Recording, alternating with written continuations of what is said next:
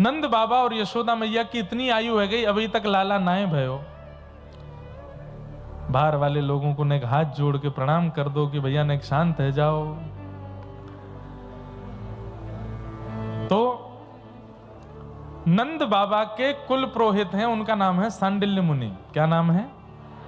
कई ब्राह्मण हैं वो सांडिल्य गोत्रीय होते हैं, कई ब्राह्मण गर्ग गोत्रीय होते हैं। गर्ग हमारे वैश्यों में भी होते हैं और गर्ग गोत्र ब्राह्मणों में भी होता है। तो श्री गर्गाचार्य जी महाराज के ये सब ऋषियों की ही संतान है ब्राह्मण।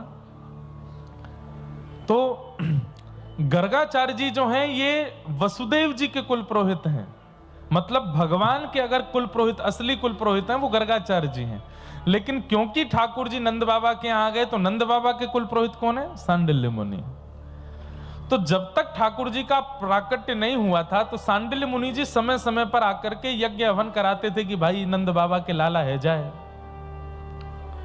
लेकिन हमारे पूज्य नाना जी सुनाते, एक बार सांडिल्य मुनि बड़े व्यस्त थे और नंद बाबा ने प्रार्थना की कि एक पुत्र कामिष्ठी यज्ञ कर दीजिए। तो सांडिल्य मुनि बोले मैं तो व्यस्त हूं, मैं अपने भांजे को भेज दूंगा, वो मोते ज्यादा विद्वान है। और भांजे जो थे वो पहले कभी आए नहीं थे ब्रजमंडल। उन्होंने आकर के यज्ञ आदि किया और यज्ञ करने के भाव से अनेक ब्राह्मणों को लेकर के आए थे साथ में। यमुना जी के तट पर नंद बाबा ने बढ़िया टेंट सिटी जैसी बनवा दी, उसी में ब्राह्मण रहते हैं, यमुना जी में स्नान करते हैं, चकाचक हलवाई प्रसादी बनाते हैं, पाते हैं और ब्राह्मण देवता अनुष्ठान करते हैं। अनुष्ठान में बंधुओं जितनी महत्ता मंत्रों की है, जितनी महत्वता यज्ञ वेदी आदि नियमों की है, उतनी ही महत्वता ब्राह्मण की प्रसन्नता की है। वो प्रसन्न होना चाहिए। आजकल ऐसा होने लगा है कि यज्ञ कराते हैं, अनुष्ठान कराते हैं, विवाह भी कराते हैं, लेकिन ब्राह्मण को प्रसन्न नहीं करते। वो यजमानों के व्यवहार से, यजमानों की बातों से, यजमानों के जो परिकल्पना होती है उससे ब्राह्मण दुखी हो जाता है। अब आप पैसा कितना लगा रहे हो, व्यवस्था कितनी कर रहे हो, उससे कोई फर्क नहीं पड़ता, पर ब्राह्मण यदि प्रसन्न नहीं है तो यज्ञ सफल नहीं होगा। उसकी प्रसन्नता बहुत जरूरी है। तो नंद बाबा ने खूब सुंदर सबके भवन बनवा दिए और सब ब्राह्मण यमुना जी के तट पर पहुंचे। नंद बाबा बोले बढ़िया चकाचक आप लोग प्रसाद पाओ, हमने मथुरा के बढ़िया वाले हलवाई बुलवा रखे हैं, देसी घी में बढ़िया सब प्रसादी बनाएंगे, प्रसाद पाओ और यज्ञ करो, जप करो, घर में लाला होना चाहिए। और संकल्प में ये कह दीजिएगा विष्णु आराधनार्थाय, हमको लाला इसलिए नहीं चाहिए कि कल को वो हमारो अंतिम संस्कार करेगो या हमारे वंश को आगे बढ़ावेगो या खूब धन संपत्ति बढ़ावेगो, नहीं, हमको लाला हमारे चाहिए। 9 लाख गैया हैं, हमारे बाद उन गैयान की सेवा कौन करेगो? हमारे घर रोज संत आवे, उन संतन की पधरामनी कौन करेगो?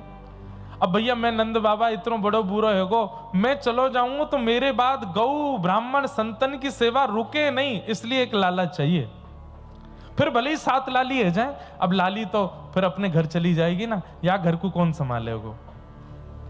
और या घर में आवे वाले संत गैयान की सेवा कौन करेगो? या हमारे एक लाला चाहिए। मतलब समझे, पुत्र की कामना भी किस लिए कर रहे हैं? संत गौ ब्राह्मण इनकी सेवा के लिए। हमें तो लगता है ठाकुर जी ने संकल्प सुन के ही मन बना लिया होगा कि भैया गौ ब्राह्मण संतन की सेवा के काज कोई और नहीं आवेगो, तब तो मैं ही आऊंगा, तब तो मुझे आना पड़ेगा, क्योंकि संतन की सेवा गैयान की सेवा मुंह तो बढ़िया कौन करेगा। तो ब्राह्मणों ने संकल्प लिया कि गौ ब्राह्मण प्रतिपालक एक संतान नंद बाबा के यहां हो। लेकिन हमारे मथुरा के हलवाई कलकत्ता के हलवाइयों को टक्कर देते हैं। कचौड़ी बनाने में, पकौड़ी बनाने में, मिष्ठान बनाने में हमारा व्रज कलकत्ता से पीछे नहीं है। आपके यहाँ की भले ही संदेश आप हमको कितनी भी वैरायटी के खिला दो, पर जो स्वाद हमारे मथुरा वृंदावन की रबड़ी में आ जाता है ना महाराज, ऐसे पछाड़ खा के संदेश नीचे गिरता है। फिर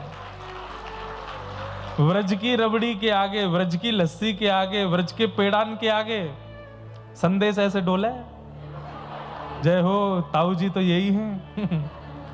मिष्ठान का जन्म, मिष्ठान का प्रादुर्भाव तो हमारे व्रज से ही हुआ है। ये गौ रस की जितनी सामग्रियां बनती हैं, गौ रस से बनने वाली सामग्रियों का निदान तो व्रज ने ही किया है। और बाद में फिर कलकत्ता वाले ले गए, लेकिन आज भी ब्रज का जोर नहीं है। अब तो थोड़ी मिलावट ज्यादा होने लग गई है सब जगह, पर फिर भी ब्रज आ गई है। ब्रज की वस्तु अलग ही होती है। तो मथुरा के हलवाई ऐसा ऐसा सुंदर पकवान बना बना करके खवामे महाराज की। सुबह उठते ही ब्राह्मण देवता स्नान ध्यान करके जैसे ही बैठे संध्या वंदन करने, हलवाई कह दें आओ आओ आओ महाराज, बाल भोग तैयार है गयो। सुबह सुबह ब्राह्मणों ने जैसी प्रसाद पाया, इतना स्वादिष्ट प्रसाद, तो ब्राह्मण इतना भोजन कर लेते कि महाराज अनुष्ठान प्रारंभ ही नहीं होता, उससे पहले ब्राह्मण कहते न एक देर सो लो भैया, फिर बाद में करेंगे। सब ब्राह्मण सो गए। जब उठते स्नान करके जैसे ही बैठते अनुष्ठान में, हलवाई नारा लगाते, बोले दोपहर का भोजन तैयार है जल्दी पालो। बोले अभी अभी तो बाल भोग किया। बोले अब दोपहर का भी बन गया, पाओ। कचौड़ी आदि पा करके ब्राह्मण देवता फिर बिल्कुल मदमस्त हो जाते। बोलते अब भैया ने एक देर और सो लो, रात में करेंगे अनुष्ठान। फिर सो करके स्नान ध्यान करके जैसे ही बैठते, हलवाई फिर बोलते, बोले रात का कलेऊ ब्यारू तैयार है।